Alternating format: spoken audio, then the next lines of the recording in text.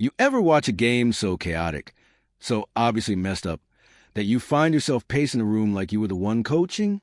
That was the Indiana Fever versus Dallas Wings game on August 12th. A 1-point heartbreaker, 81-80. But don't let the close score fool you, because what we witnessed, that wasn't just a loss. It was a warning, a meltdown, and the kind of game that sends shockwaves through an entire league. Let's start with the obvious. The officiating was a disaster. If you're here for the real story and not the filtered version, subscribe.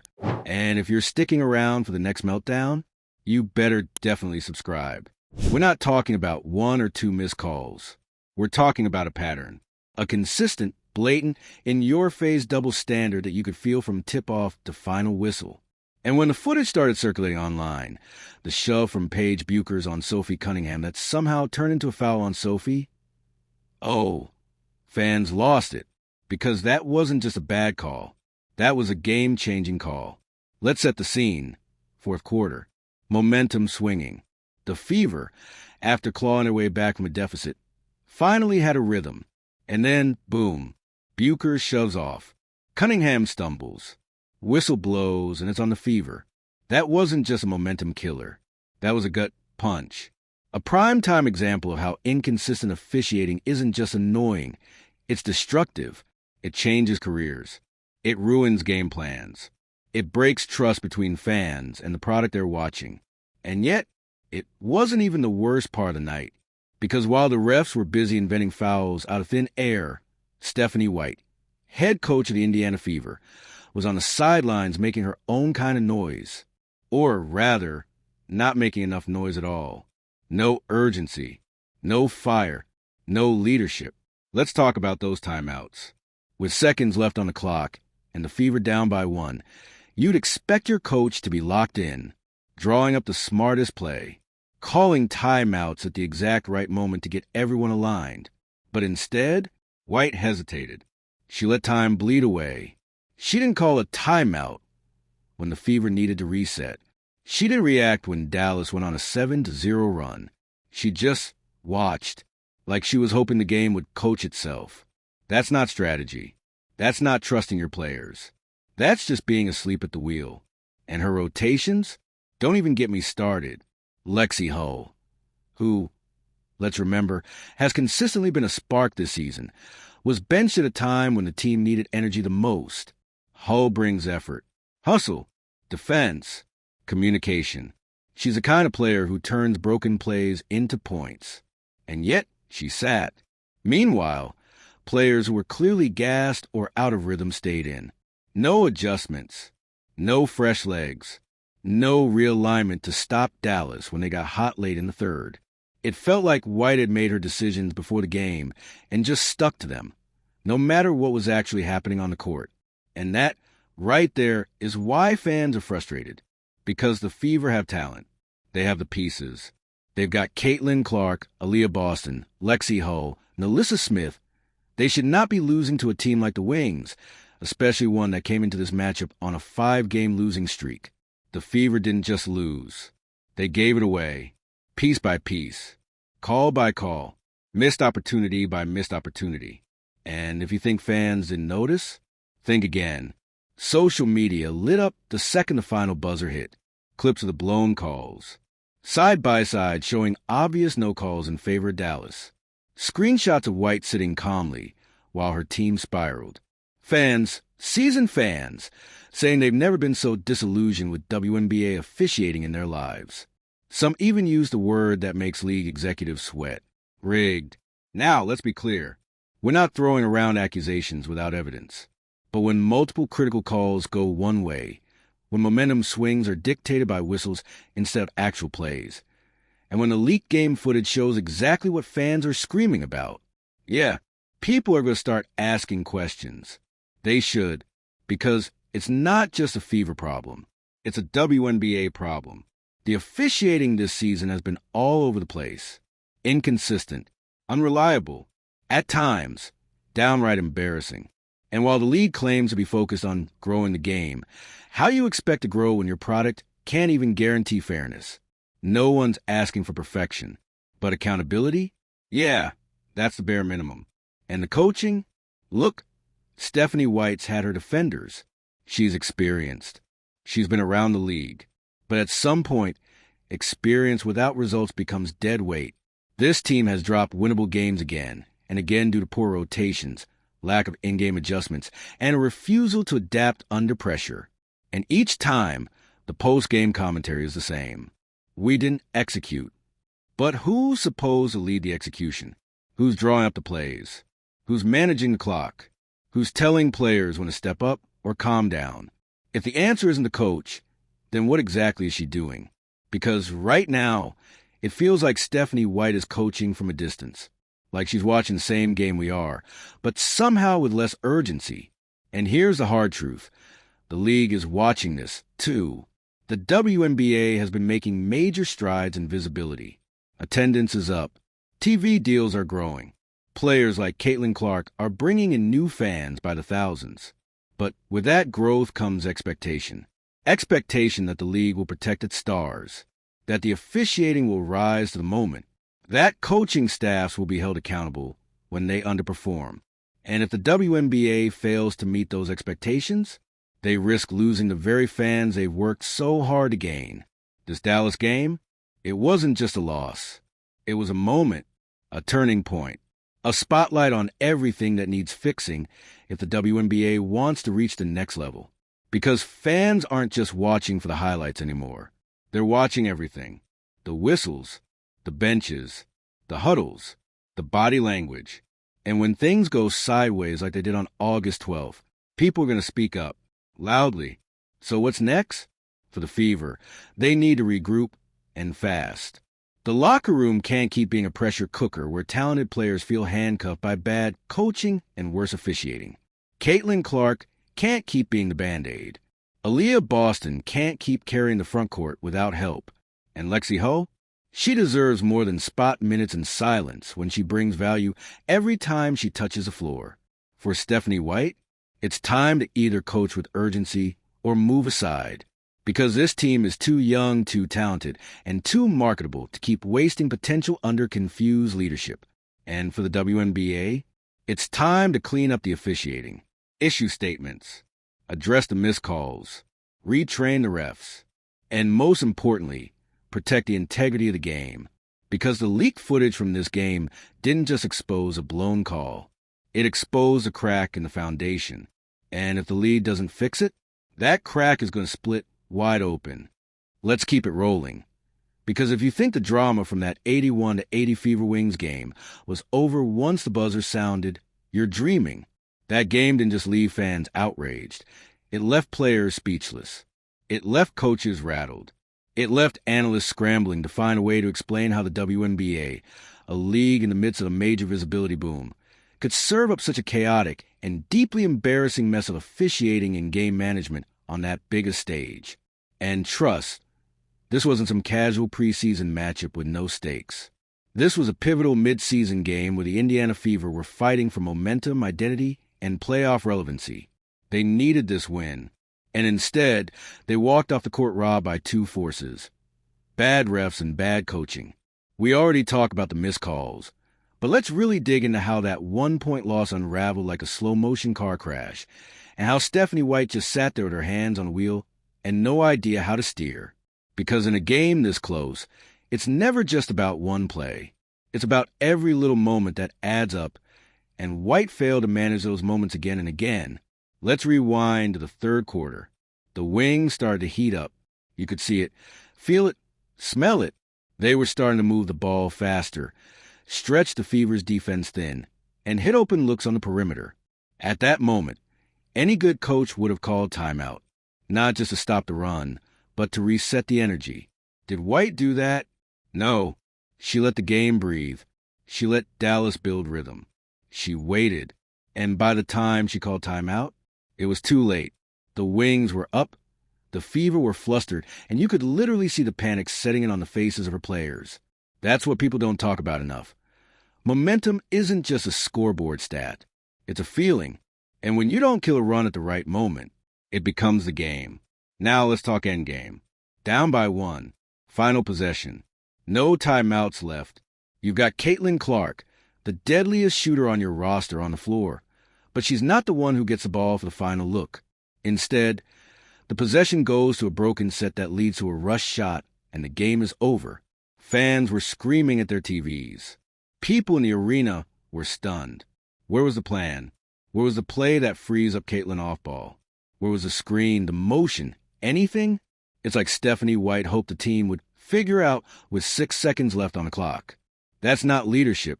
That's neglect. And let's be real, this isn't a one-time blunder. This is a pattern. Stephanie White's coaching over the last several games has been defined by late-game confusion, poor rotations, and flat-out refusal to adjust. It's like she walks into each game with one script, and no matter how off-book the game goes, she sticks to it like it's laminated. Guess what? Basketball doesn't work like that. And meanwhile, the Fever's young stars are being dragged down by it. Caitlin Clark is out here drawing triple coverage some nights, only to pass it out and see the offense freeze up. Aaliyah Boston is being asked to do everything, score, defend, rebound, while operating an outdated offensive scheme that gives her zero support. These are franchise players, and they're being wasted. And then there's Lexi Hull. Don't even get me started. The Lexi Hull disrespect is turning into a saga. Here's a player who brings defense, energy, hustle, and leadership. She's not flashy, but she's the kind of glue player every great team needs. But White has been burying her on the bench, even when the starting five are clearly gassed or struggling. It's become obvious to anyone watching. White plays favorites. Period. And the team? They're not blind. You think players don't notice when minutes aren't earned but handed out based on some invisible pecking order? You think they don't talk about it in the locker room? You can feel the chemistry cracking. You can see it in the body language. The frustration when no one calls for help defense. The side eyes when another bad rotation leaves someone on an island. The sagging shoulders after yet another play breaks down into ISO ball chaos. And then, just to make everything worse, the referees decided to cosplay as the main characters. Let's talk about that again for a second, because the Buchers-Cunningham incident wasn't an isolated one.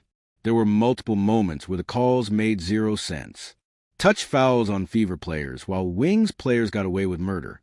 No consistency. No rhythm. Just total randomness. It makes you wonder, how do you game plan when the rules of the game are changing possession to possession? How do you coach poise when your players know a single breath near an opponent might send them to the bench? It's not just bad officiating. It's demoralizing. And when your own coach isn't defending you from it, isn't challenging those calls, isn't firing up the bench, isn't protecting the room, that's when the trust breaks. That's what fans are seeing right now. Not just a team struggling, but a team abandoned, left to fend to themselves in the middle of chaos, with no one steering the ship. And you know what the most painful part is? This team should be great. Clark is already a generational talent. Boston is elite. Lexi is glue. Smith is a two-way powerhouse when she's locked in. You've got shooters, defenders, ball handlers, all the ingredients for a playoff squad. But leadership? It's not in the room right now. Not on the sidelines. Not when it matters. And the league? Oh, the WNBA should be panicking. Because when your fastest growing fan base is watching this mess and thinking, wait, this is the product we're investing in? That's not good. That's dangerous. The league is finally in the spotlight. New sponsors, bigger networks, more merchandise flying off the shelves. But all of that means higher standards. And if the officiating keeps being this inconsistent, and coaches like Stephanie White are allowed to fumble game after game with no accountability, people will start tuning out. The momentum will stall. The movement will lose credibility. So what's the solution? First, the WNBA needs to address officiating publicly, not just behind closed doors. Own the mistakes. Show transparency. Let fans know that you see the problem and you're fixing it. Second, Indiana's front office needs to take a hard look at Stephanie White.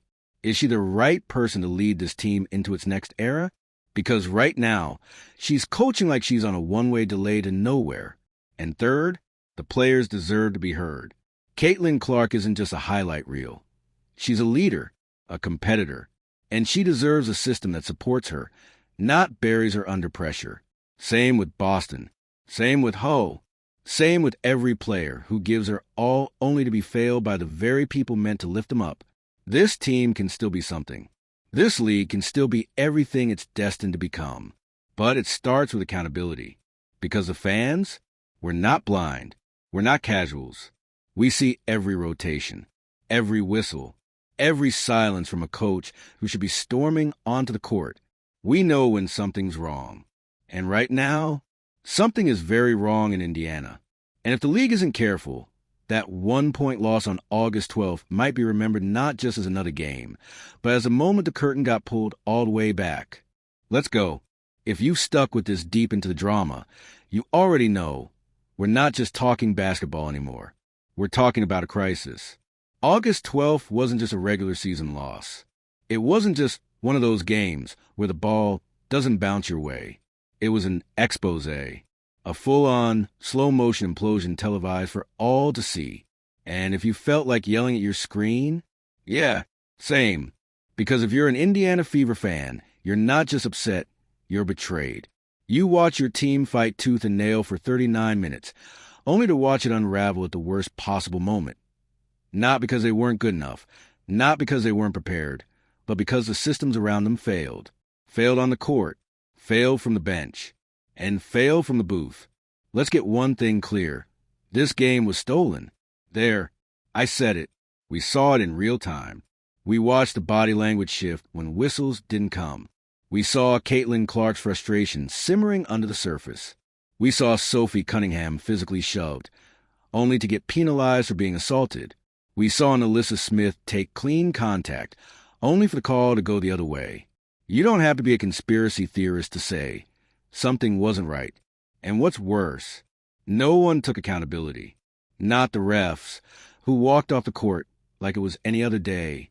Not Stephanie White, who buried her post-game presser in vagueness and execution issues. Not the league office, who, as of this writing, has made no public statement acknowledging that their officials gifted Dallas that went like it was part of a loyalty program. The Fever's players were left standing alone, once again. So let's talk about that. Because this team, it's breaking in plain sight. You see it in the way Caitlin Clark doesn't celebrate her own buckets anymore. The way Aaliyah Boston walks off the court with her jersey untucked, her eyes down. The way Lexi Ho forces a smile in warm-ups, only to get yanked after 5 minutes of solid defense. These women are exhausted, not just from the games, from the gaslighting. They are expected to be perfect in a league that isn't even trying to pretend it's fair. Caitlin Clark is held to impossible standards. One missed three-pointer, and people are questioning her entire legacy. One turnover, and she's not ready for the pros. Meanwhile, other rookies get the benefit of learning curves. Other players get protected by their coaches, by the refs, by the league. Not Clark. She's got to take elbows and smile, get fouled with no whistle, and keep playing. Get hacked in the lane, shoved out of bounds, taunted, and still do a post-game interview like nothing happened. Why? Because she's the face now, and faces don't flinch. But they shouldn't have to do it alone. And that's where we circle back to Stephanie White. Because it's not just her bad rotations anymore. It's her silence, her lack of fire, her absence in moments when her players are crying out for someone, anyone, to stand up and say, "No, not today." Where's that voice? When the refs blow another obvious call, why isn't White half court? When a player gets undercut midair, where's the technical? The protest? The visible rage? Let me be clear. I'm not asking for a Bobby Knight chair throw. I'm asking for leadership. For someone to show the team that they are worth fighting for. Because right now, these players are out there playing through bruises and bias. And their coach is on the sideline like she's waiting for someone else to solve it. That doesn't build trust. That builds resentment. And it's showing. Every game now feels tense in a new way. Like there's something boiling under the surface. Like the players know they can't count on the refs, and they can't count on the rotations. So it's all on them. Every second, every screen, every switch. And that's not sustainable. That kind of emotional weight, it breaks teams. It kills chemistry. It turns teammates into competitors. For playing time, for praise, for scraps of credit in a system that's clearly choosing favorites. It's why Lexi Ho getting benched was more than a rotation error. It was a signal. It said, it doesn't matter how hard you work or how locked in you are. If you're not in the coach's blueprint, you're invisible. And what happens when players start to believe that? They stop diving for loose balls. They stop helping on defense. They stop believing. You can see it already. They're going through the motions. They're playing with fear, not the opponent, but of messing up in front of someone who won't give them another chance. That's on Stephanie White. She has turned a team full of talent, fire, and heart into a group of athletes afraid to make mistakes. And in a league as competitive as the WNBA, that fear will eat you alive. Let's not forget who this team could be. This is a squad with future MVP potential in Boston, with the most electric rookie the league has seen in a decade in Clark, with role players who should be thriving if they had a coach willing to adapt. Instead, they've got a system that feels 5 years behind. Static offense, predictable sets, mismatched rotations, and absolutely no clue what to do in late-game scenarios. How many more games are we going to watch end in confusion? No timeout, no clear final play. Just chaos, just panic, just long stares and broken huddles. If it sounds like I'm being harsh, it's because the players deserve better. They've shown up. They've fought through injuries. They've taken hits, literal and figurative, and kept going. They've done their jobs. And the league has profited off them. Clark has sold out every arena she's touched. Boston has anchored the front court with grace and grit. Social media clips of Fever games are fueling the WNBA's algorithm right now. This team is valuable, but it feels like the only people not fighting for them are the ones who should be leading them. So let me make this real simple. If the WNBA wants to grow, it needs to protect its players. All of them, but especially the ones pulling the weight. Because Caitlin Clark will only stay silent for so long. Aaliyah Boston won't carry this franchise on her shoulders forever. Lexi Ho won't keep suiting up just to be benched without reason. Eventually, the silence will break. And if it breaks from within, that's when you've lost the locker room. That's when the damage becomes permanent. We are at a crossroads. The Fever could become one of the most exciting franchises in women's sports history. They have the star power. They have the fan base. They have the narrative. But what they don't have: structure, support, security. They don't have consistency from refs. They don't have creativity from their coach. They don't have the kind of environment where players can thrive without constantly looking over their shoulders. And fans are noticing. Every time another no call gets posted online, every time White blames execution instead of saying that's on me, every time this team loses by one possession, and we're left wondering what the actual game plan was supposed to be. It's happening too often to ignore. So here's what needs to change. 1, the officiating. The WNBA needs to invest in better training, better oversight, and public accountability. Period. 2, the coaching. Stephanie White needs to either change her approach, or the Fever need to find someone who will. Someone who knows how to win in this era, not the last one.